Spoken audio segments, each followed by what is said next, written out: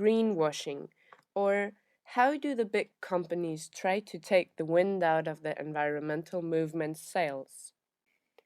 Over the past few decades, a new generation of consumer culture has grown, one which is self conscious about making choices during shopping about food and other products.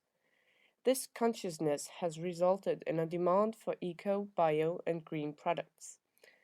When companies realized this demand, they decided to emphasize the green side of their products, which led to a different style of advertisement and PR. Some companies chose the hard green way, a systematic reworking of internal mechanisms. However, the majority took the easier and cheaper solution, changing only the face of the company, a tactic now commonly referred to as greenwashing. With this in mind, the question we are presented with is: are the products we are buying truly eco friendly, or are they just the same old products in a new packaging? As consumers, we have realized that we are voting for brands and companies with every dollar spent. Conscious consumers want to choose ethically responsible companies and trademarks. That's why companies are interested in building up new, green, ethical, environmentally friendly appearances. The greenwashing toolbox contains many tools, including the use of fallacies, denying bibliographic sources, forcing half truth, demagogical rhetoric, and the manipulation of opinions through human emotions. Once people come to realize that they are being misled in terms of the validity of their ecological products, they lose faith in all green consumer solutions.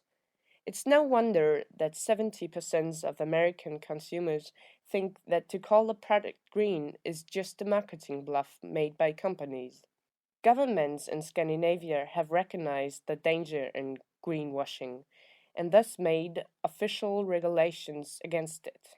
So let us give you some examples. Nowadays, you have probably heard about genetically modified organizations, or GMOs. Without exception, the species that are modified genetically are registered property of the big agro companies that have parented them. It's a manipulation of nature and commodification of DNA, the substance of life. Because it's such a big business, the argument for GMOs made by companies are one of the best known examples of greenwashing. BP, one of the world's largest multinational oil companies, has spent millions of dollars creating newer and newer eco friendly facades.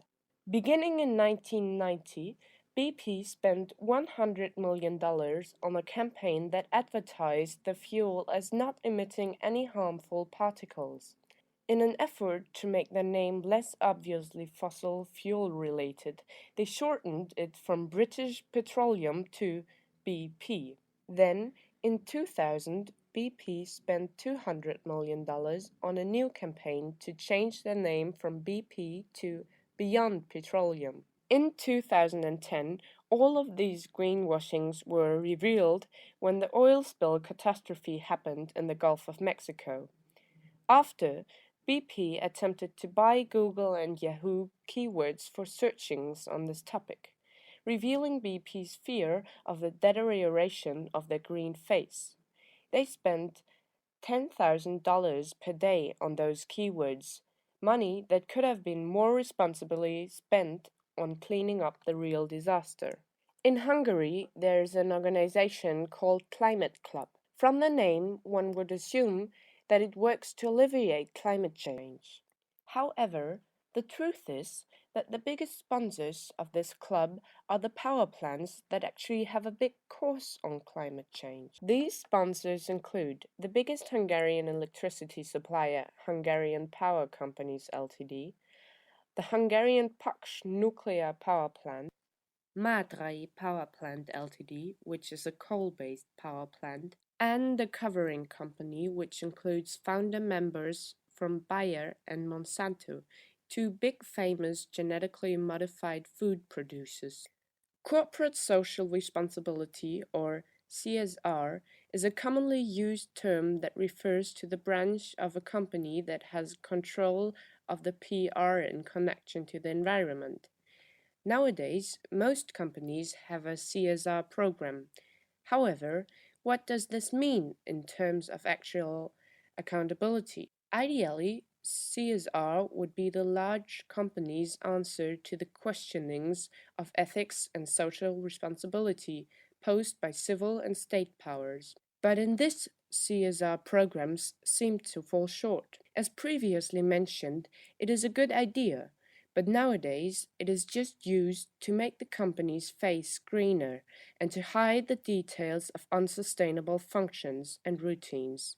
Ideally, CSR should mean for the company to adjust to questioning capitalism, to adapt to the fact of non-limitless growing, and to be fully responsible for the society and the environment. Nowadays, the company's CSR is poorly used just to recycle some products sometimes, to prove that they use both sides of paper in their offices, and to make some charity events.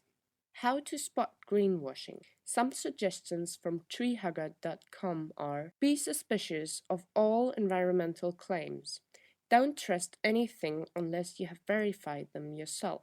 Look out for poor use of scientific facts, especially when listening to politicians. Reducing carbon emissions will protect the ozone layer. This technology is sustainable. Emissions can be offset. The greenhouse effect is not certain, etc. All examples of rubbish that has no basis in fact, even the last one. Think about it.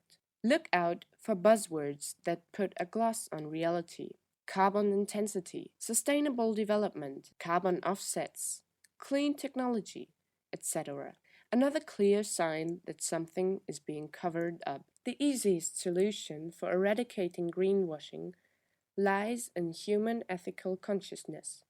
If the individuals disagree with the way companies manipulate consumers, as we have discussed, then they will create an informed opinion about the dangers of greenwashing and spread the information by word of mouth. So, what can you do as a company worker against greenwashing? Use your voice and advise to the company to truly be environmentally friendly. And what can you do as a marketing specialist against greenwashing? You can advise your partners not to use greenwashing methods, because in the longer term, the consumers will be more satisfied by a truly ethically responsible company.